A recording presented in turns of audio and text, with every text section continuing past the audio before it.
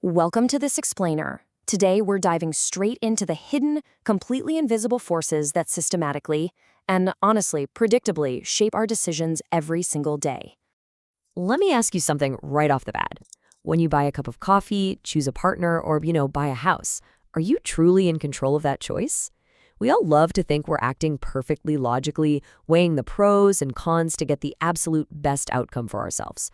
But as we're going to see, the reality is a whole lot different. We're basing this explainer on the totally fascinating work of MIT behavioral economist Dan Ariely, specifically his book Predictably Irrational. He's basically spent his entire career figuring out what actually drives our daily choices, which turns out to be way different from what we assume drives them. Look at this famous Shakespeare quote. We love to think of ourselves as these perfectly rational beings, right? Noble in reason, infinite in faculty. Traditional economics is literally built on this exact idea that humans flawlessly compute value and pick the absolute best path. But the hard science from behavioral economics says, well, no way. We are not perfectly rational. In fact, we continually make the exact same types of mistakes over and over. We are predictably irrational. Section 1. The truth about relativity. Everything is relative. Here's the thing. We don't possess some magical internal value meter telling us exactly what a car or a meal or an experience is actually worth. Because of that, our brains rely entirely on comparison. Take a look at this real subscription ad from The Economist magazine. You've got an internet-only option for $59, a print-only option for $125, and a combo print and internet option also for $125. Wait, what? That middle print-only option seems completely useless next to the combo deal, right? Who on earth would pay $125 for just the magazine when you can get the whole shebang for the exact same price? And this brilliantly illustrates the trap. When Ariely tested this exact ad on MIT students, giving them all three options, the vast majority, 84 out of 100 students, jumped at that $125 combo deal. I mean, it felt like a steal. But watch what happens. When he removed that completely useless dummy print-only option, the decoy, preferences swung wildly.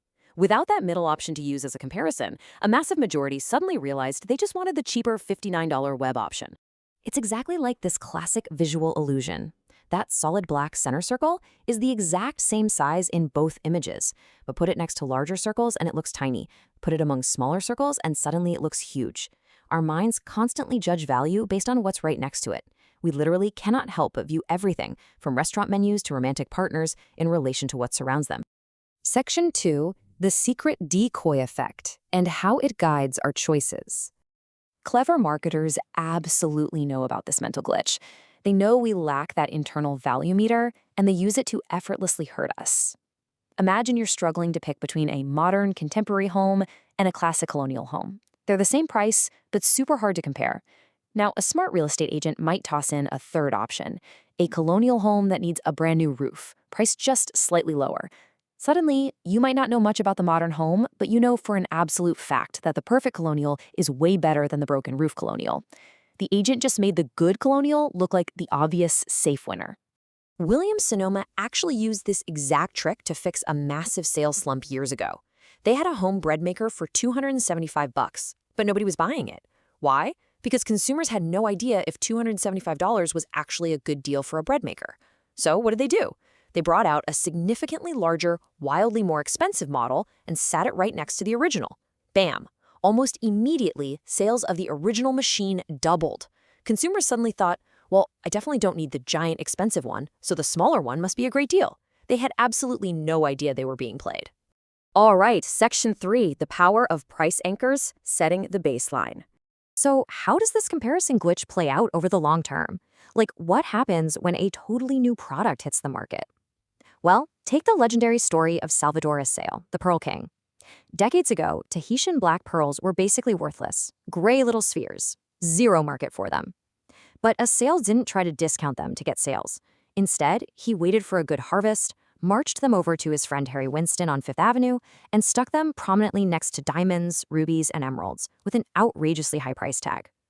By simply placing these previously worthless pearls next to the world's most coveted gems, he magically created a booming luxury market out of thin air.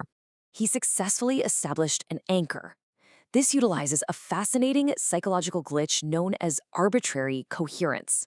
Basically, it means that even if an initial price is completely 100% random, once it gets established in our heads, it becomes firmly anchored. It becomes the absolute baseline that shapes our willingness to pay for everything that follows. To prove just how arbitrary this really is, Ariely and his colleagues ran an auction with MIT students.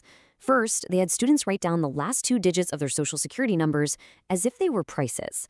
Then, the students bid on real items, like a cordless keyboard and some fancy wine. And get this, their social security numbers literally served as an anchor. Students with higher social security digits bid drastically more for the exact same items than students with lower digits. A completely random number in their heads secretly dictated their wallets. Crazy, right? Moving on to Section 4, Starbucks and Self-Hurting, Creating Habits. So how does this anchoring hit your wallet right now? Let's talk about your morning coffee. You definitely didn't start out wanting to pay $4 for a cup. Years ago, you probably had a quick, cheap Dunkin' Donuts routine. But one day, out of pure curiosity, you walk into a Starbucks. You pay the higher price, you enjoy the taste, and you leave. The next week, instead of recalculating that complex quality versus price math all over again, your brain just says, hey, I went to Starbucks before and liked it, so this is just what I do now. You anchored yourself to that choice, and you literally started self-hurting into a very expensive daily habit. But wait, how did Starbucks get you to accept that high price tag in the very first place? They did it by expertly bypassing your cheap Dunkin' Donuts anchor. They completely changed the atmosphere.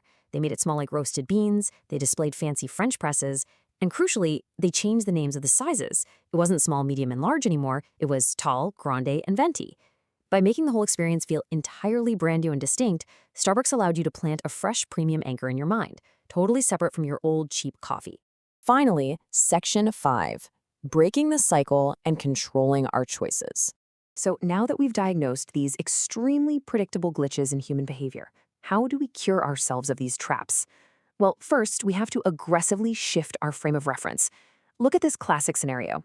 Studies show you would probably drive 15 minutes across town to save $7 on a $25 pen, right? Because the relative savings feel massive.